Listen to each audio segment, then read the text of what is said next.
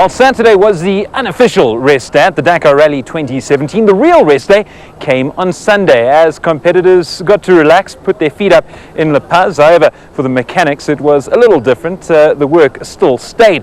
But what a city La Paz turned out to be. In Bolivia, they really came out in their numbers to show their full support for the world's toughest race.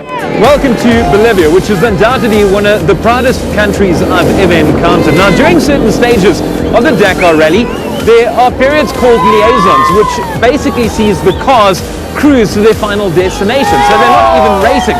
That said, spectators come out in their thousands just to witness them. And here they are, flags abound, and I've got one in my hand right now, and watch the crowd go wild.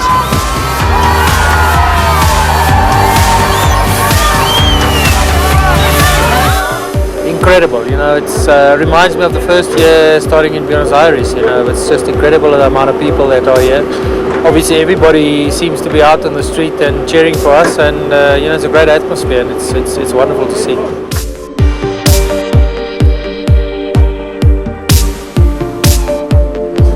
Amazing. The crowd is absolutely phenomenal. The city itself is beautiful, being surrounded by all these mountains. It's just beautiful. So stoked to be here.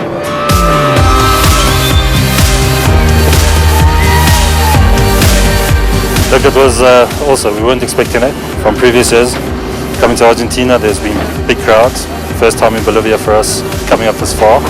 We were here last year for 2 stages. But this was really something different. All the entertainment and crowds, just what was it, 32 Ks of people. It's really heartwarming to see there's so much support for us.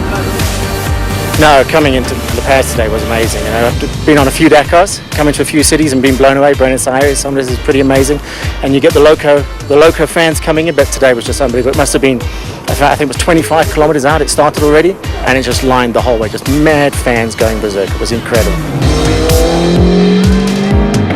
This feels like Dakar now, you know, there's a lot of people. This is how Dakar used to be, you know, through the beginning of the years in Argentina and whatever. A few years we came here, it just got less and less. And now coming back into Bolivia, La Paz, the people is a lot of people. It's like Dakar, feels like Dakar again.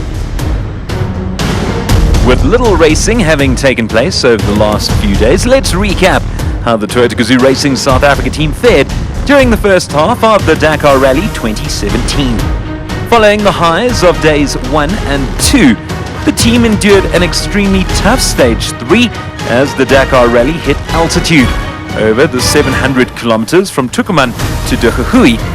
First stage winner Nasser Al-Attiyah and his co-driver Mathieu Boimel looked destined for another win, retaking the overall lead before disaster struck. The Qatari ripped a wheel of his car and lost over 2 hours on stage winner Stefan Peter Hansel.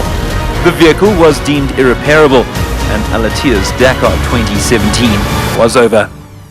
Geniel de Villiers and Dirk van Zitzewitz meanwhile experienced fuel pressure problems, and while they rectified matters, a valuable 40 minutes were lost. Yeah, a day of bittersweet. In the morning, fantastic excitement with Nasser leading the Dakar for Toyota by a good margin, 2.5, then 3 minutes, then 4 minutes ahead of Loeb. And then unfortunately it looks like Nasser left the road at a very difficult spot. He was first on the road, and we're not sure of the details, but it looks like he's lost the rear wheel, so massive disappointment. Then Geniel started to go. They had navigation problems at the first waypoint. He and Nani and Carlos Sainz were all kind of looking for the late waypoint in this riverbed. Very, very difficult place. In the end, Geniel's penalty was around 8 minutes for that loss. But then extreme sadness. Geniel had some sort of fuel pressure problem. We've just got the car back now. We're trying to analyze what it was, and losing 30 minutes at the end of the stage, or 25 minutes. So yeah, so much high and so much low. We got to keep the team spirit. I suppose the positive is we're fast enough to win the Dakar, but doesn't look like we're going to be able to do it this year.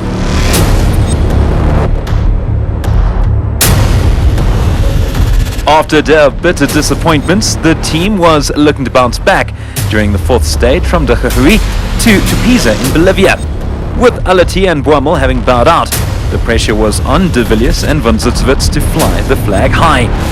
They did admirably, finishing the stage in 7th place to sit 7th overall. Cyril Dupre captured the stage to take the overall lead. On the track today, Janelle, tough day. I think a tough day for a lot of teams. Carlos rolled, he's out of the rally, so I've been told. Loeb lost 25 minutes with some car trouble. Stefan stuck in a river, so a real tricky day. Yeah, again, not perfect. We still again made a couple of mistakes. We got stuck for 3 or 4 minutes. Incredibly soft sand, and I just got stuck on a flat piece in between 2 dunes. Just couldn't go any further. It was 4,000 meters, so the car had no power there. And then afterwards we got lost.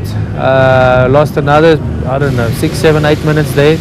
And then we had 2 punctures after that. So we're only in day 4, and you saw the chaos today. Carlos rolled 10 k's from the finish of this stage. So it just shows you how tough it is.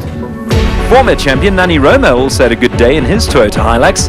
The likeable Spaniard came home in 3rd place, 12 minutes and 51 seconds off the pace.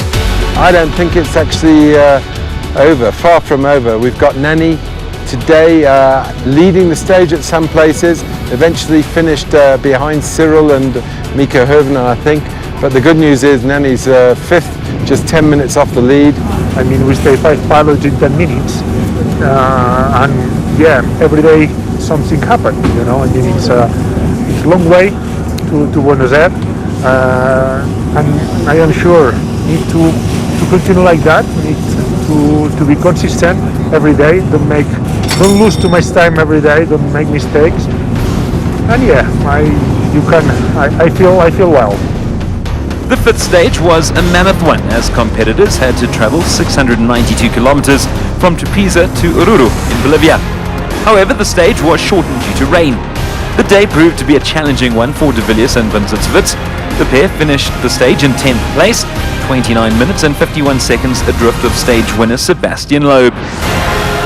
Roma shone once again. He was 2nd quickest on the day and sat 4th overall behind leader Stefan Pederhansel. Well, Nani and Alex saved the day for Toyota. A fantastic stage they had. They got the navigation almost 100%, and I think they finished just a few seconds off the lead behind Loeb, I think, or Stefan, I'm not sure who, but they were 2nd on the stage.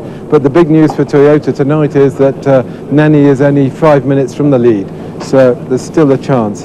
Janelle and Dirk had a disaster today, I'm afraid, to put it bluntly. The weather made it even worse, but navigation error cost them nearly 30 minutes, and we were hoping it was going to be the other way around today and we'd get the 40 minutes back, but this is it. You can't change it. It's happened.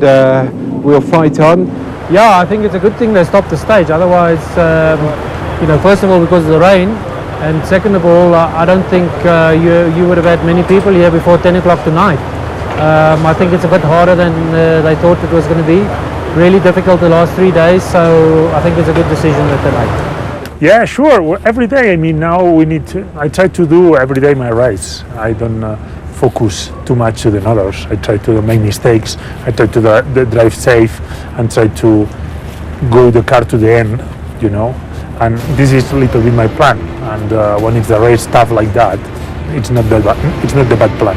The Dakar Rally 2017 has reached the midway mark, but you can be sure there'll be plenty more excitement, drama and non-stop action over the second half of the world's toughest race. Rest day?